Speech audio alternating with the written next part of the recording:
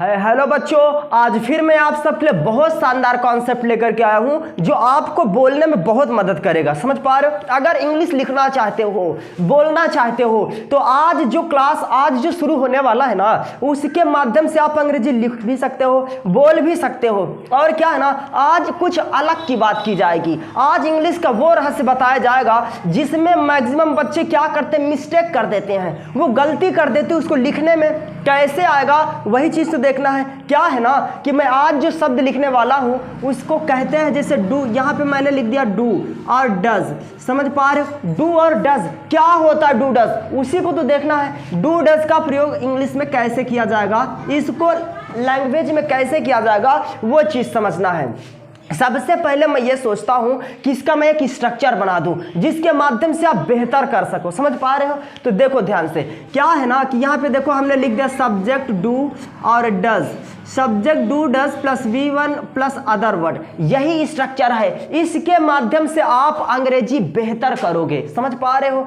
क्या है ना कि ये जो स्ट्रक्चर, इसको करने में परेशानी नहीं होगा, केवल इसको देखना है। देखने मात्र से ही तो ये आएगा, इसको देखोगे नहीं तो आएगा कैसे मेरे दोस्त? आज देखो ये क्लास आप सबके लिए बहुत शानदार होने वाला है। क्या है ना, ये सेंटेंस, ये स्ट्रक्चर जो है वो एम्फैटिक सेंटेंस बताता है। समझ पा रहे हो? क्या होता है एम्फैटिक, वो समझना है। देखो यहाँ पे मैं लिखे देता हूं ताकि कोई दिक्कत ना होने पाए। समझ पा रहे हो? एम्फैटिक सेंटेंस है, एम्फैटिक सेंटेंस, ये स्ट्रक्चर एम्फैटिक सेंटेंस का ही है। इसी के माध्यम से तो लोग अंग्रेजी सीखेंगे। देखो इसमें क्या है, यहाँ पे मैं एक वर्ड लिखता हूं, तो है शब्द लिख गया, और तो है जो शब्द लिखा गया है, इसके माध्यम से आप बेहतर करोगे। क्या है ना कि ये इम्फेसाइज बताता है। सेंटेंस जो है ना, जैसे क्या होता है एम्फैटिक, जैसे जोर दे रहा है, किसी चीज पे कोई जोर दे रहा है। समझ पा रहे हो ना?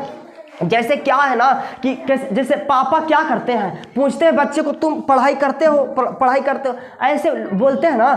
घर वाले जो पेरेंट्स होते हैं वो बच्चों को क्या कहते हैं कि तुम पढ़ाई करता है कि नहीं करता, अगर नहीं करता तो एक झाप लगा देते। समझ पा रहे हो ना? ऐसे क्या करते हैं ना कि पेरेंट्स करते हैं, तो बच्चा क्या बोलता है ना कि मैं पढ़ता तो हूँ, मैं स्कूल जाता तो हूँ, यही तो होता है ना। समझ पा रहे हो? तो जो जोर देकर लड़का बोलता है, कोई भी स्टूडेंट्स, कोई भी बच्चा होता है जो सेंटेंस को जोर देता है, तो जोर देने की स्थिति में वो कैसे आएगा, वही चीज़ समझना। समझ पा रहे हो? देखो ध्यान से, जैसे कि यहाँ पे मैं जो सेंटेंस लिखता हूँ उसे कहते हैं, जैसे कि मैं जाता तो हूँ, मैं जाता तो हूँ। देखो यहाँ पे लिख गया मैं जाता तो हूँ। समझ पा रहे हो? जैसे तो है, तो हूँ, है ना, इस हिसाब से ये जोर दे रहा है। मैं स्कूल जाता तो, जैसे मैं जाता तो हूँ, मैं आता तो हूँ, वह बैठता तो है, किस हिसाब से आएगा सेंटेंस, वही तो समझना है। क्या करना है ना, सबसे पहले मैं लिखा जाएगा। मैं की अंग्रेजी क्या होता है, आई होता है। समझ पा रहे हो? अब आई के साथ डू लिखोगे कि डज लिखोगे, यही समझना है। तो आई के साथ यहाँ पे हम डू लिख सकते हैं। क्यों लिखा जाएगा डू,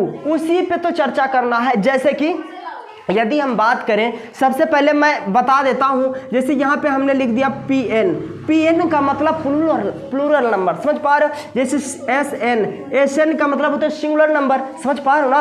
प्लूरल नंबर और सिंगुलर नंबर, इसके माध्यम से इसको समझना है। जो प्लूरल नंबर होता है ना, उसके साथ हम डू का प्रयोग करेंगे। अगर हम सिंगुलर नंबर के साथ लगाना चाहते हैं तो डज आ जाएगा। जैसे यहाँ पे आई लिखा गया तो आई के साथ डू आएगा। क्यों आएगा डू? क्योंकि आई प्लूरल ना है, तो इसी के साथ तो आएगा।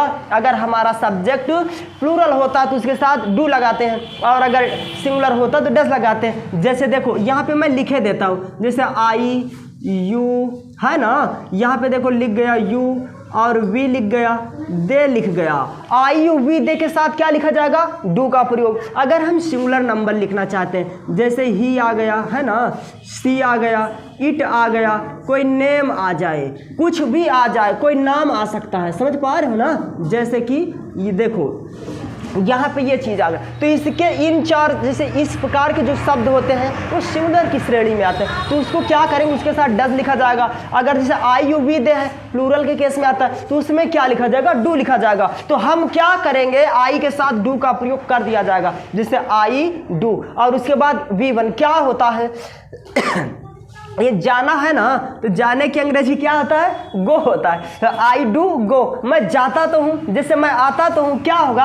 आई डू कम, वह आता तो है, ही डज कम। इस हिसाब जब सेंटेंस लिखोगे ना, तो सेंटेंस क्या होगा आपके लिए भी बहुत बेहतरीन होगा। इसके माध्यम से तो अंग्रेजी आएगा, इसके हिसाब से जब इसको लिखोगे तो ये आपके लिए बहुत बेहतर करेगा।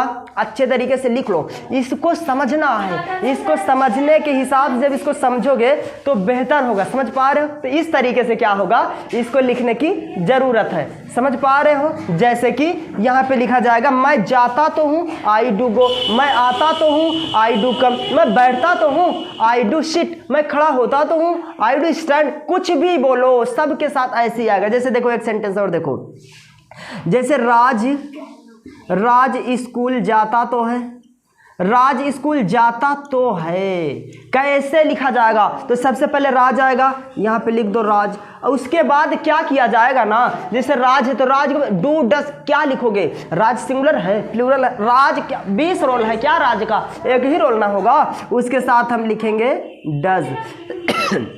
V1 है तो V1 का जो प्रयोग होगा इसमें लिखा जाएगा, जैसे जाना है ना तो go to school, Raj does go to school, Raj school जाता तो है। इस हिसाब से जब इसको लिखोगे ना तो आपके लिए बहुत बेहतर होगा। इसके माध्यम से छोटे छोटे वर्ड हैं, इसी से अंग्रेजी आएगा। इसको अच्छे से क्या करो, लिख लेना, कॉपी उठाओ, अभी के अभी कॉपी उठाओ और लिख के दिखाओ सेंटेंस को मुझे। कमेंट में भी लिखो 1 2 4 20 सेंटेंस। समझ पा रहे? इस हिसाब से जब लिखोगे तो अंग्रेजी बहुत बेहतर होगा। समझ पा रहे? इसमें परेशानी है? नहीं परेशानी जड़ से खत्म हो रहा। समझ पा रहे? तातेती के चक्कर में नहीं पढ़ना, तातेती के चक्कर में पढ़ोगे सेंटेंस फ्लॉप हो जाएगा। समझ पा रहे हो?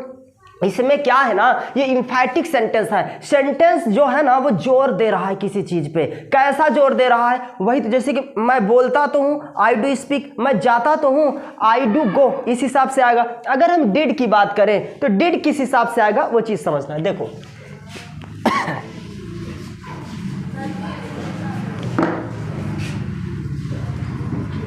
Did plus V1 plus other word है ना, इस हिसाब से इसको किया जाएगा। ये भी इंफैटिक को शो करेगा, लेकिन क्या है ना कि इसमें तो था शब्द आता है, तो था है ना, तो था शब्द, तो कुछ भी आ सकता है। समझ पा रहे? इस हिसाब जब इसको लिखोगे तो आपके लिए बहुत बेहतर होगा। इसके हिसाब से अंग्रेजी सीखो, लिखो खूब तेजी से, तब जाके आएगा। देखो जैसे कि